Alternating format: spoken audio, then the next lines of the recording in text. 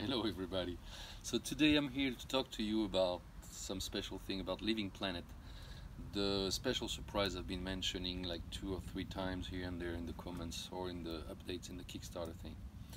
But first, I think I have to go back in time to explain to you why I wanted to offer to the backers this special surprise.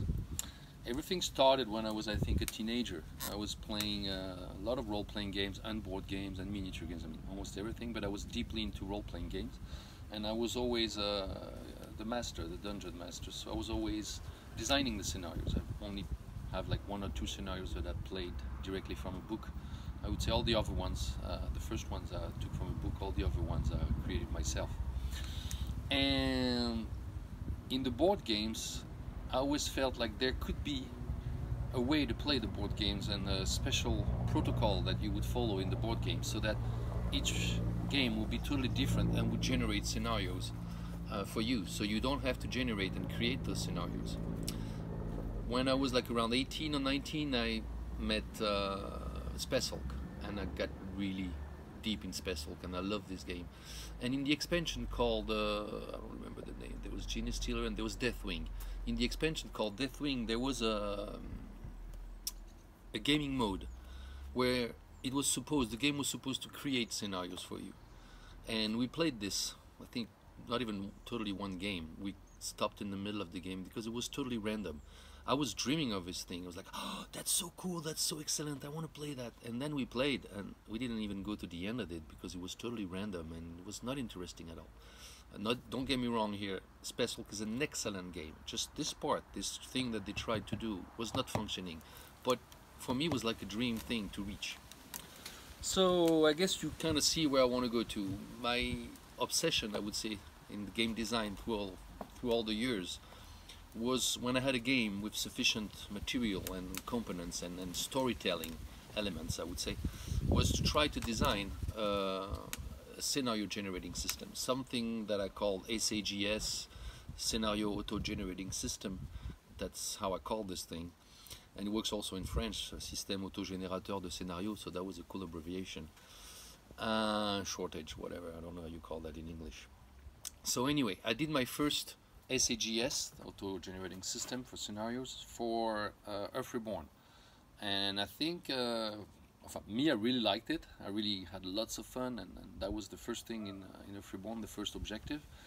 And I think and hope that the players who went all the way through the SAGS with Earth Reborn had some blast. I hope so. If they see this video, maybe they remember some of their greatest games they had on Earth Reborn using the SAGS.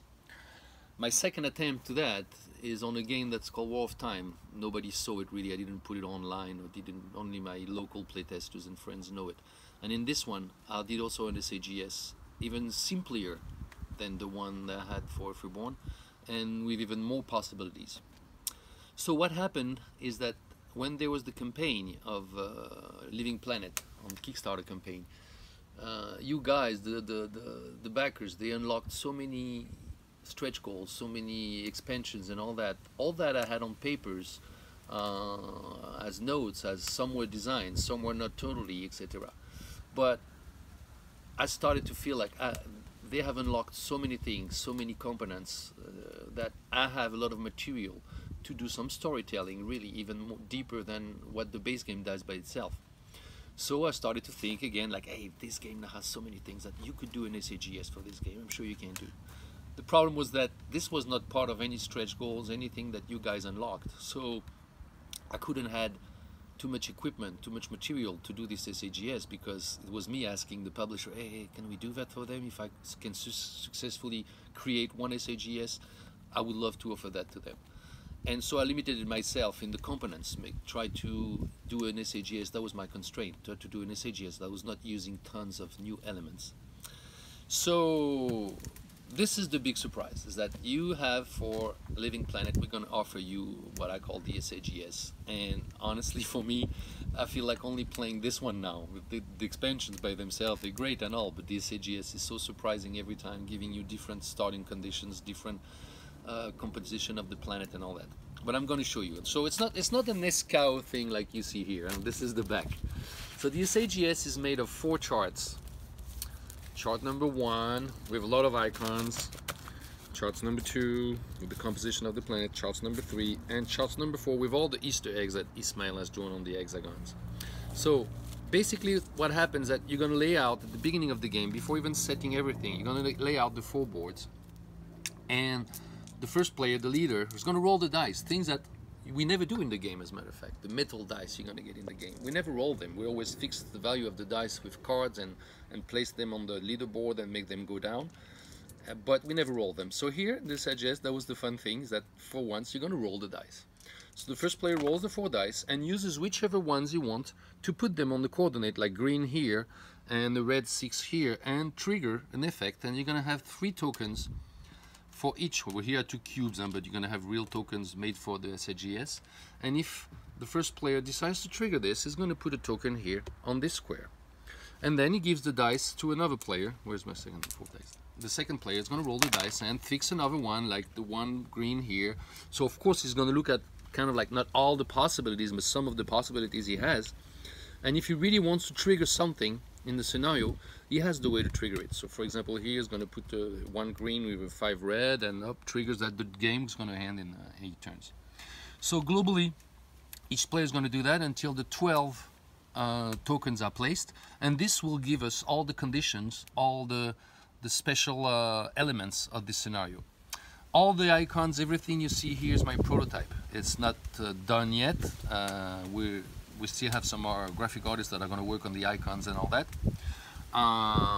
Probably the charts might not even really look like the way it is here, but basically it gives you an idea. So now to show you what chart does, the first chart gives you the starting conditions. So at the top here, you see that you start with normally 20 mega credits, 1 citizen scientist, and the normal colony. And you see what the cards you have to put in the deck as the stock market cards. You see how much resources, how many resources are in the bank, how much money is in the bank at the beginning. That's the starting conditions. But then when you trigger different things, you're going to change the starting condition. You can start with a garage or with a truck right from the start. You can start with an extra resource of 1 type, more money, less money in the bank, etc., etc. And you can also change the ending conditions. Like it's going to stop when there's as many stock market crash as there are players. The different ending conditions are here. So the first chart shows you what are the starting conditions and the ending conditions. For example, also we can be in a recession. In a recession, there's no +2 or +3 stock market cards. We can play with a totally blocked stock market with no cards at all, etc., etc. The second charts shows you the composition and the composition of the planet, as a matter of fact, and the landing site. So the landing site is always the basic starting tiles for 2, 3, or 4 players. Always the top line shows you what are the normal conditions. And then if you trigger one of those things, you're going to change where you land.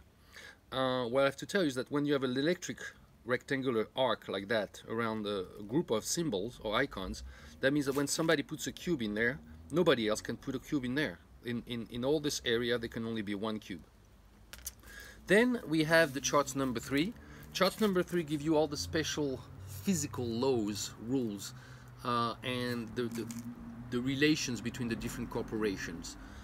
So it's all special rules, special effects, like some certain type of cataclysm have no effect. They're too small, they don't hurt us. Some others are deadly. There's an ultra gravity or very light gravity. The stock market has some resources that are blocked at 10. The vehicles have to pay more oil when they pass the mountains. They're super high mountains. You don't play with the fate token. You have taxes every time you go to the stock market, etc., etc. So these are all special regulations and special physical laws that govern the planet. And finally, chart number 4, which is probably one of the most funny ones, takes and regroups all the Easter eggs that Ismail did on the basic game, on Aquarius, on Arboria, and on Industria. And so at the beginning of the game, you're going to have 3 of those screens, because it looks to me like a mosaic of screens on the TV, where they watch different things. You're going to have to do missions there to go to the monolith, or to go to the monster that looks like Starship Troopers, or whatever. And the first player would discover this hexagon and place it on the map. It's going to earn 2 victory points, as it's written down there. And then at the end of the game, if you have the majority of wooden pieces, on the hexagons, then you're going to score 5 victory points. So what's fun is that when you're going to explore, you're not going to explore checking only the cataclysm that you find on the hexagon, the type of resources you could get, and so on. You are also going to zoom in and look closely to see if you can find one of the little Easter eggs that we triggered at the beginning of the scenario. And if you find one, can you place it? Is it good for you to place it? The victory points, are they sufficiently attracting to you to choose this hexagon instead of another one? That's going to be the challenge for you. So that's it. You're going to receive like 4 major boards like that with the game. In carton probably, I don't know which thickness or what. Know that 2 of these boards have to remain on the side, especially the one with the Easter eggs and the one with the special rules. But the beginning conditions and the constitution of the planet, what's the scenario is set up, you can get rid of these 2 charts because you have put everything in the game already. So this is the big surprise, what I think is quite a big surprise, because you are supposed to get, you're not supposed, you're going to get a scenario book with I think 5 or something like that scenario. Probably there'll be more than what you unlock, because I've also designed a few scenarios to play solo. And so right now we have also a solo game, and it's quite well functioning. A friend, one of the major playtesters, designed also a scenario for Aquarius that I still have to try.